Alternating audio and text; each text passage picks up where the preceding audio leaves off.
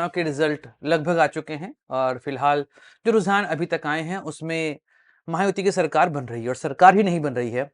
कोई नहीं जान रहा था कि सुनामी आएगी। 2/3 से अधिक सीट प्राप्त करते इस समय महायुति दिखाई दे रहे हैं और इसमें भी बीजेपी का प्रदर्शन आश्चर्यचकित करने वाला है।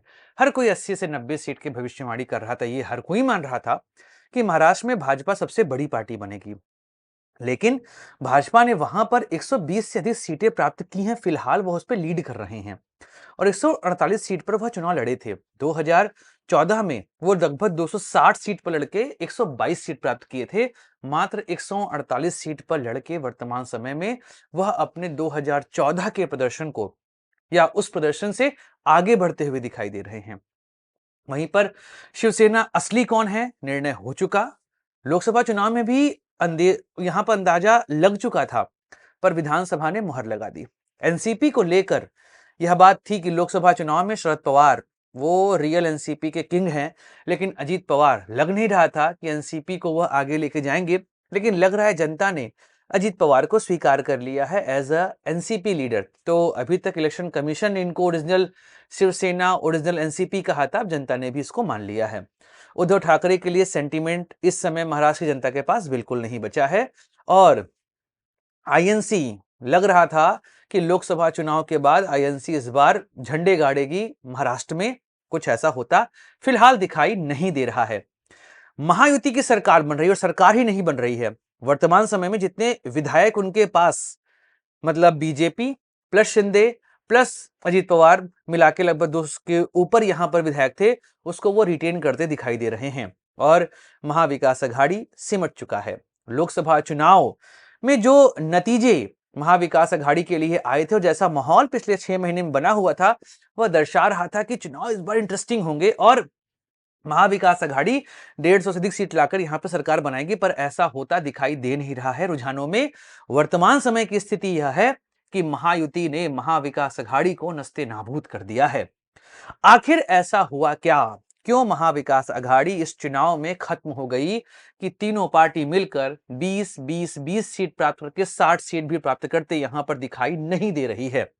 आखिर क्या चला गया इनके खिलाफ? चलिए इस बात को सिलसिलेवार डिस्कस करते हैं एक जनरल पॉइंट ऑफ व्यू में कि महाविकास अघाड़ी के साथ क्या खराब चला गया। नमस्कार दोस्तों, मैं हूं सुधांशु, आप देख रहे हैं द स्वदेश।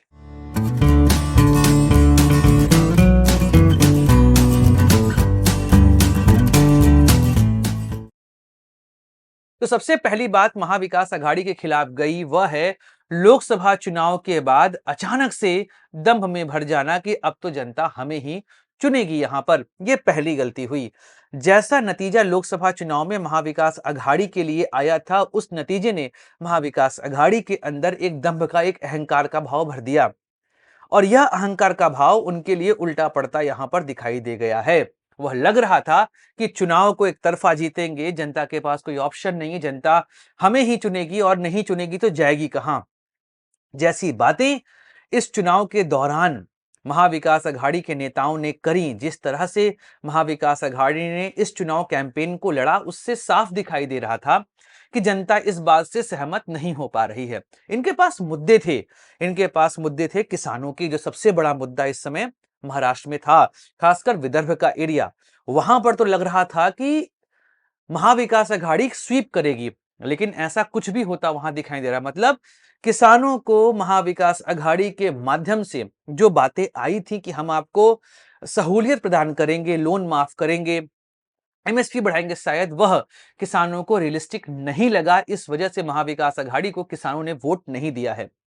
महिलाओं को भी यह एहसास हुआ कि भाई साहब, जो क्लेम कर रही है महाविकास अघाड़ी हमको लाडली बहन योजना के अंदर, या जिसको महाराष्ट्र में लड़की बहन योजना कह रहे हैं, उसके माध्यम से जो पैसा मिलना है वह महायुति तो हमको दे देगी, महाविकास अघाड़ी पता नहीं हमको दे पाएगी कि नहीं दे पाएगी। इस बात को लेकर महिलाओं के अंदर भी संदेह का भाव देखा जा रहा है, क्योंकि इसीलिए महिलाओं ने यहां पर इनको वोट नहीं दिया है।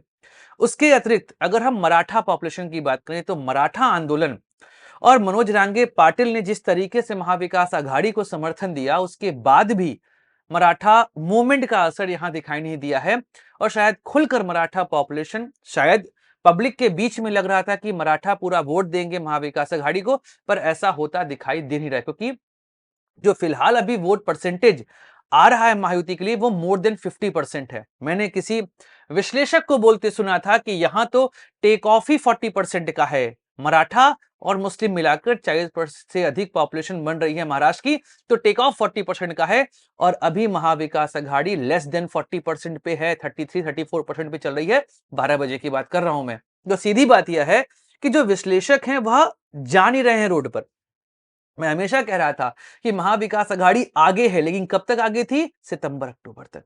उसके बाद माहौल बदलना शुरू हो चुका था और यहां पर सरकार बनने की बात, हाँ 200 सीट का प्रेडिक्शन लगभग इम्पॉसिबल था, लेकिन जैसा प्रदर्शन था उसमें लग रहा था कि रिपीट हो सकते हैं ये लोग यहां पर। तो पहला तो जी यहां पे बात आई कि भाई महाविकास अघाड़ी ने मुद्दों को क्लेम नहीं किया और उनको यह लग रहा था कि जनता हमारे अलावा चुने किसको, जैसे कि हरियाणा में लग रहा था कि वहां पर कांग्रेस ने सोच लिया कि जनता हमारे अलावा किसको चुनने वाली, हमारे अलावा कोई और ऑप्शन इनके पास नहीं बचा है। अगला सीएम रेस को लेकर जो कटाजुज्ज मची इनके बीच में भैया, मार काट मच गई, एक दूसरे के कुहनी कुहनी सब मारने लगे, ये हालात हो चुके थे। नाना पटोले बोल रहे हैं कि नहीं नहीं यहाँ पे हमारा मुख्यमंत्री होगा, अजीत पवार सॉरी शरद पवार बोल रहे हैं हमारा मुख्यमंत्री होगा, उद्धव ठाकरे बोल रहे हैं हमको मुख्यमंत्री बनाओ, हमको मुख्यमंत्री बनाओ।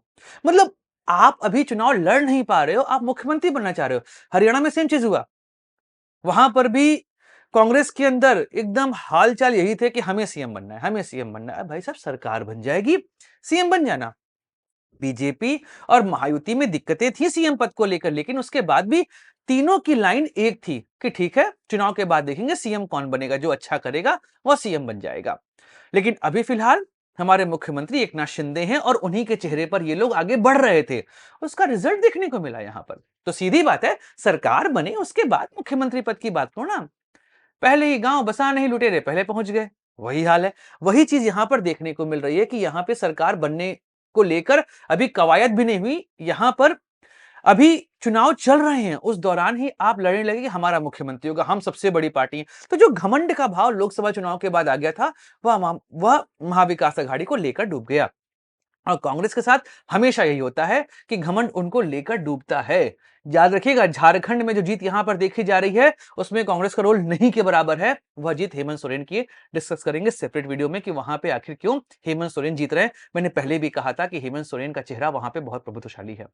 अच्छा, तो पहली चीज तो यह हुई कि भाई साहब जो मुद्दे चल रहे थे उस मुद्दे को भुना नहीं पाए और जनता को विश्वास दिला नहीं पाए कि हम इस मुद्दे का सलूशन आपको देंगे।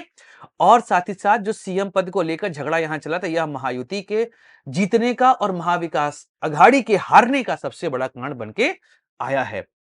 एक और मुद्दे बात कर लेते हैं, वह है एंटी डेवलपमेंट का चेहरा। देखिए राहुल गांधी जो मार्क्सवादी विचारधारा, कार्ल मार्क्स 19वीं सदी के मध्यकाल में था, और उस चेहरे को लेकर राहुल गांधी आज चल रहे हैं कि हम सबको बांट देंगे रिसोर्स। मतलब आप क्या हो?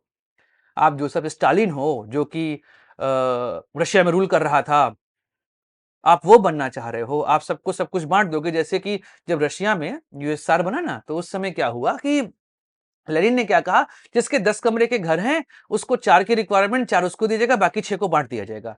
ये व्यवस्था वर्तमान समय में नहीं चलेगी।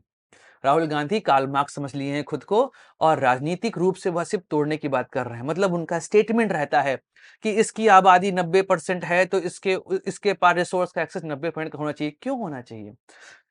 जो जितनी मेहनत कर रहा है उसको उतना समर्थन मिलना चाहिए। हाँ, फेयरनेस ऑफ अपॉर्चुनिटी सबको मिलनी चाहिए और इसके लिए सरकार को काम करना चाहिए कि फेयरनेस सबको मिले, आरक्षण की व्यवस्था सबके लिए लागू रहे।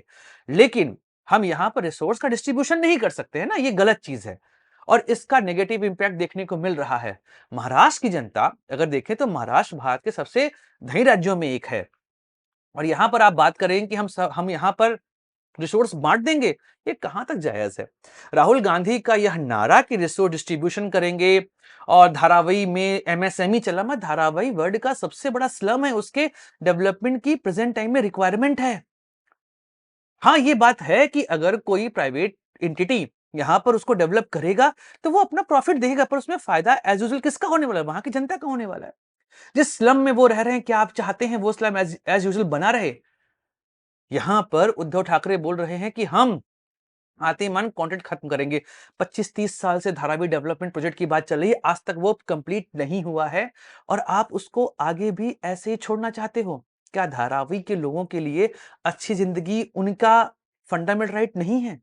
तो सीधी बात है, धारावी डेवलपमेंट को लेकर जैसी विचारधारा राहुल गांधी और महाविकास अघाड़ी ने दिखाई, वह साफ दिखा गया कि जनता इस बात को लेकर सहज नहीं है कि तुम रिसोर्स का डिस्ट्रीब्यूशन करो, और जातिगत जनगणना का मुद्दा लगातार दूसरे चुनाव में फेल हो गया है। हरियाणा में भी क्रैश कर गया और महाराष्ट्र में भी क्रैश कर गया। राहुल गांधी को इस मुद्दे को अब छोड़ देना चाहिए, वरना उनकी राजनीति खत्म हो जाएगी।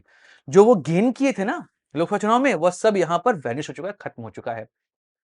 इसके अलावा महायुति ने जो जो योजनाएं यहां पर लागू करी और फिर किसानों को जैसे यहां पर एमएसपी प्रोवाइड करी, उसका फायदा दिखा और लड़की बहन योजना ने काम कर दिया महायुति के लिए। और एकनाथ शिंदे का चेहरा साफ चेहरा, लोगों को इस चेहरे पे भरोसा था कि यह व्यक्ति हमारे लिए काम करेगा। बाकी सीएम किसको बनाएंगे यह तो बीजेपी का अपना मुद्दा है और महायुति का अपना मुद्दा है, वो मिल बैठकर यहां पर बात कर लेंगे। लेकिन फिलहाल एकनाथ शिंदे मुख्यमंत्री शायद बन जाए, इस बात को लेकर अभी देखते हैं क्या चीजें यहां पर चलती हैं। तो जो चीजें हुई, महाविकास अघाड़ी जीता चुनाव हार गई, कारण वही था मुद्दों को सही से टैकल नहीं कर पाना, आपसी रंजिश का भाव यहां पर जो गठबंधन में दिखाई दे रहा था, और जो कार्ल मार्क्स जैसे मार्क्सवादी चेहरा लेके घूम रहे हैं, उसका मुद्दा यहां पर उठा।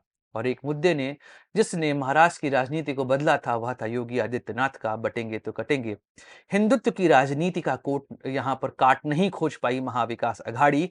जिस तरीके से बटेंगे तो कटेंगे, एक रहेंगे सेफ रहेंगे का नारा महाराष्ट्र में चल गया, और जो वोट जिहाद का मुद्दा उठाया गया था देवेंद्र फडणवीस के माध्यम से, वह मुद्दा भी यहां पर चल गया और महाविकास अघाड़ी इस मुद्दे का काट यहां पर नहीं खोज पाई। तो अब योगी आदित्यनाथ भारत की पोस्टर बॉय बन चुके हैं। यह बात हर कोई अब मानने को तैयार हो चुका है कि यूपी उपचुनाव में भी जिस तरह का प्रदर्शन भाजपा का दिखाई दे रहा है, वह सिर्फ योगी आदित्यनाथ का चेहरा ही वहां पर सबसे बड़ा बनकर निकला है। बाकी डिटेल हम बात करेंगे। योगी आदित्यनाथ पर एक सेपरेट वीडियो होना चाहिए कि आखिर उन्होंने अपनी राजनीति, अपना रसूख कैसे बढ़ाया। बाकी ये थी एक त्वरित टिप्पणी यहां पर कि क्या क्या चीजें हुई महाविकास अघाड़ी के साइड से, जिस वजह से वो चुनाव हार गए हैं। बाकी अब बात करेंगे अगली वीडियो में झारखंड में हेमंत सोरेन का जादू। तो दोस्तों यहीं पे खत्म करता हूं वीडियो। जय देव सुधांशु को like share subscribe the channel. जय हिंद, वंदे मातरम, भारत माता की जय।